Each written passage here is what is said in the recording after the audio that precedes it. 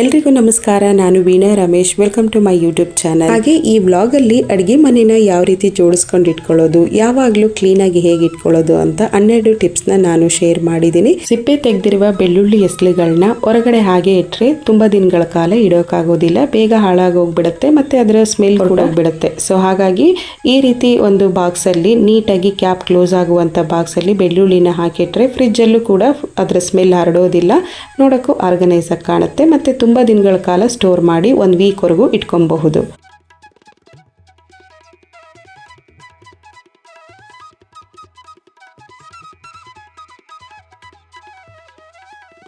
ಹಾಗೆ ದಿನನಿತ್ಯ ಊಟಕ್ಕೆ ಅಂತ ಉಪ್ಪಿನಕಾಯಿನ ಯೂಸ್ ಮಾಡ್ಕೊಳ್ತೀವಿ. ಸೊ ಅದನ್ನು ಪ್ಲಾಸ್ಟಿಕ್ ಬಾಕ್ಸಲ್ಲಿ ಹಾಕಿ ಇಡಬಾರ್ದು. ಈ ರೀತಿ ಪಿಂಗಾಣಿ ಜಾಡಿಯಲ್ಲಿ ಉಪ್ಪಿನಕಾಯಿನ ಹಾಕಿಡೋದು ತುಂಬಾ ಒಳ್ಳೆಯದು. ಇಲ್ಲ ಅಂದರೆ ಗ್ಲಾಸ್ ಕಂಟೈನರಲ್ಲಿ ಇಟ್ಕೊಬಹುದು. ಮನೇಲಿ ಗ್ರೋಸರಿ ಐಟಮ್ ಖಾಲಿ ಆದಾಗ ಅದ್ರ ಬಾಕ್ಸ್ನ ನೀಟಾಗಿ ವಾಶ್ ಮಾಡಿ ಕ್ಲೀನ್ ಮಾಡಿ ಇಟ್ಬಿಡ್ತೀನಿ. ಸೊ ಹಾಗೆ ರೀಫಿಲ್ ಕೂಡ ಮಾಡ್ಕೊಂಡ್ಬಿಡ್ತೀನಿ ತಕ್ಷಣಕ್ಕೆ. ಸೊ ಉಳಿದಂತ ಗ್ರೋಸರಿ ಐಟಮ್ ಈ ರೀತಿ ಏರ್ಲಾಕ್ ಕ್ಲಿಪ್ ನ ಯೂಸ್ ಮಾಡಿ ಫ್ರಿಜ್ ಅಲ್ಲಿ ಇಟ್ಬಿಡ್ತೀನಿ. ಯಾವುದೇ ತರದ ಸ್ಮೆಲ್ ಕೂಡ ಫ್ರಿಜ್ ಅಲ್ಲಿ ಸ್ಪ್ರೆಡ್ ಆಗಲ್ಲ. ಹೊರಗಡೆನೆ ಇಟ್ಟಿದ್ರೆ ಏನಾಗುತ್ತೆ ಅಂದ್ರೆ ಹುಳ ಆಡಕ್ ಸ್ಟಾರ್ಟ್ ಆಗೋಗ್ಬಿಡುತ್ತೆ. ಸೊ ಹಾಗಾಗಿ ಈ ತರದ ಕ್ಲಿಪ್ ನ ಯೂಸ್ ಮಾಡಿ ಅಕ್ಕಿ ಹಿಟ್ಟಾಗಿರ್ಬೋದು, ಗೋಧಿ ಹಿಟ್ಟು, ರಾಗಿ ಪೌಡರ್, ಸೊ ಈ ತರದ ಹಿಟ್ಟುಗಳನ್ನೆಲ್ಲ ಫ್ರಿಜ್ ಅಲ್ಲಿ ನೀಟಾಗಿ ಆರ್ಗನೈಸ್ ಮಾಡಿ ಇಟ್ಕೊಬಹುದು.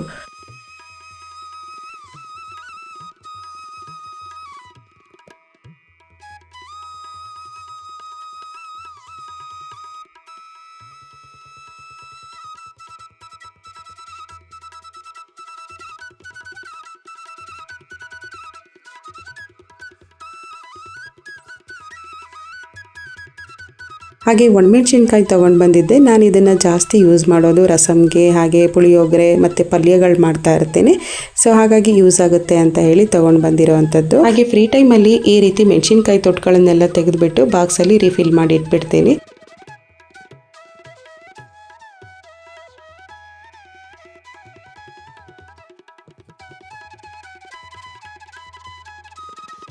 ಹಾಗೆ ನಾನು ಟೀ ಪುಡಿ ಮತ್ತು ಶುಗರು ಎರಡನ್ನೂ ಈ ರೀತಿ ಪಿಂಗಾಣಿ ಬಾಕ್ಸಲ್ಲಿ ಹಾಕಿ ಕೌಂಟರ್ ಟಾಪ್ ಮೇಲೆ ಇಟ್ಕೊಂಡಿದ್ದೀನಿ. ಹಾಗೆ ಈ 2 ಪಿಂಗಾಣಿ ಜಾರ್ಗಳು ನೋಡೋಕ್ಕೆ ಒಂದೇ ಥರ ಇರೋದ್ರಿಂದ ನನಗೆ ಕನ್ಫ್ಯೂಸ್ ಆಗ್ತಾ ಇತ್ತು, ಯಾವುದ್ರಲ್ಲಿ ಶುಗರ್ ಇದೆ ಯಾವುದ್ರಲ್ಲಿ ಟೀ ಇದೆ ಅಂತಲೇ ಗೊತ್ತು ಮಾಡೋಕ್ಕಾಗ್ತಾ ಇರಲಿಲ್ಲ. ಹಾಗೆ ನಾನು ಸ್ಟೇನ್ಲೆಸ್ ಲೇಬಲ್ನ ಯೂಸ್ ಮಾಡಿಕೊಂಡು ನೇಮ್ನ ಬರೀತಾ ಇದ್ದೀನಿ. ಸೊ ಇದ್ರ ಮೇಲೆ ಬರೆಯೋಕೆ ವೈಟ್ ಪೆನ್ಸಿಲ್ ತಗೊಂಡಿದ್ದೀನಿ. ಆಲ್ರೆಡಿ ನಾನು ಈ ಲೇಬಲ್ನ ಸ್ಟೀಲ್ ಬಾಕ್ಸ್ಗಳಿಗೆ ಯೂಸ್ ಮಾಡ್ಕೊಂಡಿದ್ದೀನಿ. ಸೊ ಸ್ಟೀಲ್ ಬಾಕ್ಸಲ್ಲಿ ಯಾವ ಥರ ಗ್ರೋಸರಿ ಐಟಮ್ನ ಹಾಕಿದ್ದೀವಿ ಅಂತ ಗೊತ್ತಾಗೋದಿಲ್ಲ. ಹಾಗಾಗಿ ಈ ರೀತಿ ಲೇಬಲ್ ಮೇಲೆ ಹೆಸರುಗಳನ್ನ ಬರೆದಿಟ್ಕೊಂಡ್ರೆ ಈಸಿಯಾಗಿ ಯಾವ ಬಾಕ್ಸ್ ಒಳಗೆ ಏನ್ ಗ್ರೋಸರಿ ಐಟಮ್ ಇದೆ ಅಂತ ತಗೊಂಡು ಯೂಸ್ ಮಾಡಬಹುದು. ಹಾಗೆ ಕಿಚನ್ ನಲ್ಲಿ ಇದೊಂದು ಟಿಪ್ಸ್ ತುಂಬಾನೇ ಯೂಸ್ ಆಗುತ್ತೆ. ಯಾರೆಲ್ಲ ಸ್ಟೀಲ್ ಬಾಕ್ಸ್ ನ ತುಂಬಾ ಯೂಸ್ ಮಾಡ್ತೀರಾ ಅಂತವ್ರಿಗೆ ತುಂಬಾನೇ ಯೂಸ್ ಆಗುತ್ತೆ ಈ ಟಿಪ್ಸ್.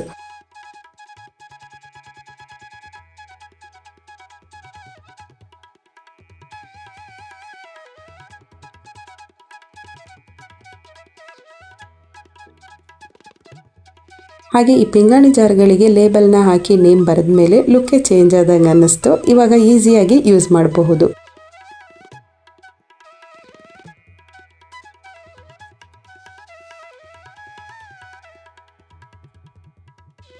ಹಾಗೆ ದುಂಡು ಮಲ್ಲಿಗೆ ಹೂವಾಗಲಿ ಹಲಸಿನ ಹಣ್ಣಾಗಲಿ ಇದ್ರ ವಾಸನೆ ತುಂಬಾನೇ ಇರುತ್ತೆ. ನೀಟಾಗಿ ಕ್ಯಾಪ್ನ ಕವರ್ ಮಾಡ್ದೇನೆ ಇಟ್ಟರೆ ಈ 2 ವಸ್ತುಗಳು ವಾಸನೆನ ಫ್ರಿಜ್ ಫುಲ್ಲಾಗಿ ಹರಡುತ್ತೆ.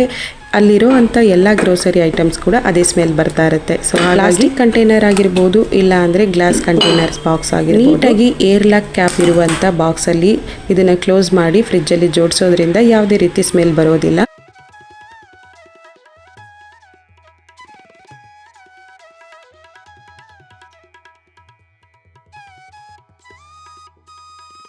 ಈಸಿಯಾಗಿ ಬೆಳ್ಳುಳ್ಳಿ ಸಿಪ್ಪೆಗಳನ್ನ ಯಾವ ರೀತಿ ತೆಗಿಬೋದು ಅಂತ ತೋರಿಸ್ತಾ ಇದ್ದೀನಿ. ನಾನು ಅಡುಗೆ ಎಣ್ಣೆನ ಯೂಸ್ ಮಾಡ್ಕೊಂಡಿರೋ ಅಂಥದ್ದು. ಕೈಯಲ್ಲಿ 1-2 ಡ್ರಾಪು ಅಡುಗೆ ಎಣ್ಣೆನ ಹಾಕ್ಕೊಂಡು ಚೆನ್ನಾಗಿ ಅಪ್ಲೈ ಮಾಡಿಕೊಂಡು ಫುಲ್ಲಾಗಿ ಸ್ಪ್ರೆಡ್ ಮಾಡ್ತಾ ಇದ್ದೀನಿ. ಸೊ ಇದನ್ನು ತಗೊಂಡೋಗಿ 1-2 ದಿನ ಚೆನ್ನಾಗಿ ಬಿಸಿಲಲ್ಲಿ ಒಣಗಿಸಿದ್ರೆ ಬೆಳ್ಳುಳ್ಳಿ ಸಿಪ್ಪೆನ ಈಸಿಯಾಗಿ ತೆಗಿಬೋದು.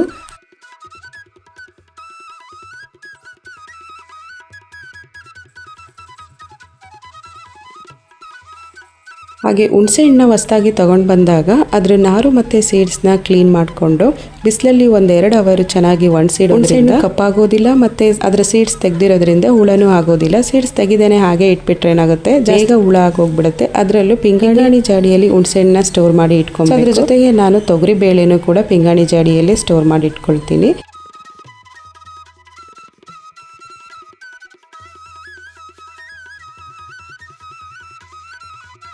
ಹಾಗೆ ದಿನನಿತ್ಯ ನಮ್ಮ ಕಿಚನ್ಗಳಲ್ಲಿ ಬರುವಂಥ ವೇಸ್ಟಿಂದನೇ ನಾವು ಗಿಡಗಳಿಗೆ ಕಾಂಪೋಸ್ಟ್ ಆಗಿರ್ಬೋದು ಮತ್ತು ಫರ್ಟಿಲೈಸರ್ ಆಗಿರ್ಬೋದು ನಾವೇ ತಯಾರು ಮಾಡ್ತೀವಿ. ನಾವೇನು ಚಿಕ್ಕ ಪುಟ್ಟ ಗಿಡಗಳನ್ನ ಬೆಳೆಸ್ತಾ ಇರ್ತೀವಿ, ಸೊ ಅದಕ್ಕೂ ಒಂದು ಒಳ್ಳೆ ಆಹಾರ ಕೊಟ್ರೇನೆ ಅದು ಹೆಲ್ದಿಯಾಗಿರುತ್ತೆ. ಈ ಥರ ಬೇಳೆ ತೊಳೆದಿರೋ ನೀರಾಗಿರ್ಬೋದು, ಅಕ್ಕಿ ತೊಳೆದಿರೋ ನೀರು, ತರಕಾರಿ ವಾಶ್ ಮಾಡಿರೋ ಹಾಗೆ ತರಕಾರಿ ಸಿಪ್ಪೆಗಳು, ಇದನ್ನೆಲ್ಲ ನಾನು ಕಾಂಪೋಸ್ಟ್ ಆಗಿ ರೆಡಿ ಮಾಡ್ಕೊಳ್ತೀನಿ. ಲಿಕ್ವಿಡ್ ಐಟಮ್ ಎಲ್ಲಾನು ಫರ್ಟಿಲೈಸರ್ ತರ ಗಿಡಕ್ಕೆ ಹಾಕ್ಬಿಡ್ತೀನಿ. ಗಿಡನ ನೋಡೋಕೆ ಹೆಲ್ದಿಯಾಗಿ ಬುಷಿಯಾಗಿ ಕಾಣ್ತಾ ಇರುತ್ತೆ. ಹಾಗೆ ಮನೇಲಿ ಜಾಸ್ತಿ ವೆಟ್ ಕಸನೂ ಕೂಡ ಸೇರೋದಿಲ್ಲ ಈ ರೀತಿ ಯೂಸ್ ಮಾಡ್ಕೊಳ್ಳೋದ್ರಿಂದ.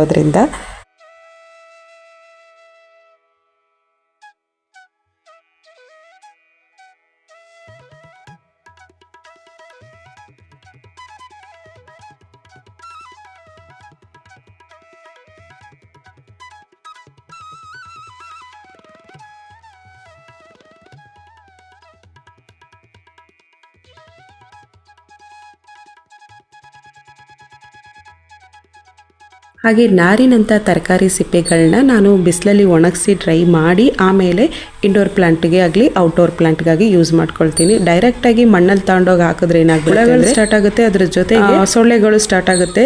ಸ್ವಲ್ಪ ದಪ್ಪ ಹುಳಗಳು ಬಂತು ಅಂತ ಅಂದರೆ ಗಿಡಕ್ಕೆ ಎಫೆಕ್ಟ್ ಆಗುತ್ತೆ. ಸೊ ಹಾಗಾಗಿ ಆದಷ್ಟು ಬಿಸಿಲಿರುತ್ತಲ್ವ, ಅಂಥ ಬಿಸಿಲಲ್ಲಿ ನೀಟಾಗಿ ಒಣಗಿಸಿ ಗಿಡಗಳಿಗೆ ಹಾಕೋದು ತುಂಬಾ ಒಳ್ಳೆಯದು.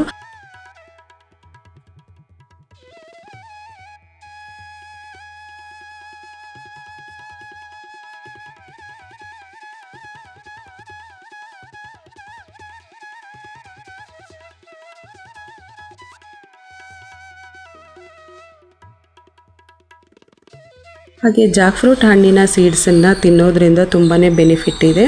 ಸೊ ಮಕ್ಕಳಿಗೆ ಇದನ್ನು ಕೊಡೋದ್ರಿಂದ ತುಂಬಾ ಬೆನಿಫಿಟ್ ಅಂತಲೇ ಹೇಳ್ತೀನಿ. ಕ್ಯಾಲ್ಸಿಯಂ ತುಂಬ ಜಾಸ್ತಿ ಇರುತ್ತೆ. ಸೊ ನಾವೇನು ಮಾಡಿಬಿಡ್ತೀವಿ, ಹಣ್ಣು ಮಾತ್ರ ತಿಂದು ಇದರ ಸೀಡ್ಸ್ನ ತೆಗೆದೆಸ್ಬಿಡ್ತೀವಿ. ಸೊ ಈ ರೀತಿ ಅಡುಗೆಗೂ ಕೂಡ ಯೂಸ್ ಮಾಡ್ಕೊಬಹುದು. ಹಾಗೆ ಈ ಸೀಡ್ಸ್ನ ತವ ಮೇಲೆ ಡ್ರೈ ಮಾಡಿ ತಿನ್ನೋದ್ರಕ್ಕಿಂತ ತರಕಾರಿ ಜೊತೆಗೆ ಸಾಂಬಾರು ಕೂಡ ಯೂಸ್ ಮಾಡ್ಕೊಬಹುದು. ಹಾಗೆ ಈ ಸೀಡ್ಸ್ನ ಈ ರೀತಿ ಕ್ಲೀನ್ ಮಾಡಿಕೊಂಡು ತರಕಾರಿ ಸಾಂಬಾರಲ್ಲಿ ಯೂಸ್ ಮಾಡ್ಕೊಬಹುದು.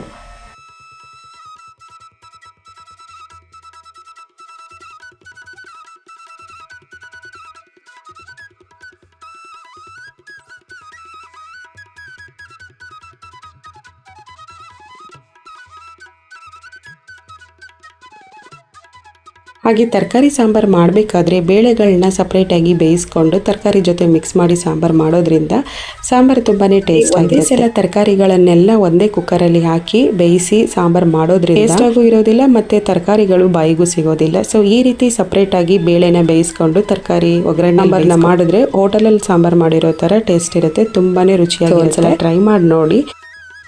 ಹಾಗೆ ಇವತ್ತಿನ ವ್ಲಾಗಲ್ಲಿ ನಾನು ಹೇಳಿರುವಂಥ ಟಿಪ್ಸು, ಈ ವ್ಲಾಗು ನಿಮಗೆ ಇಷ್ಟ ಇದ್ದರೆ ನನ್ನ ಚಾನಲ್ನ ಸಬ್ಸ್ಕ್ರೈಬ್ ಮಾಡಿಕೊಂಡು ಪಕ್ಕದಲ್ಲಿರುವ ಬೆಲ್ಲೈಕನ್ನ ಕ್ಲಿಕ್ ಮಾಡಿದ್ರೆ ನಾನು ಹಾಕುವಂಥ ಎಲ್ಲಗಳ ನೋಟಿಫಿಕೇಷನ್ ನಿಮಗೆ ಬರುತ್ತೆ. ಸಿಗೋಣ ಮುಂದಿನ ವ್ಲಾಗಲ್ಲಿ. Thank you for watching and subscribe.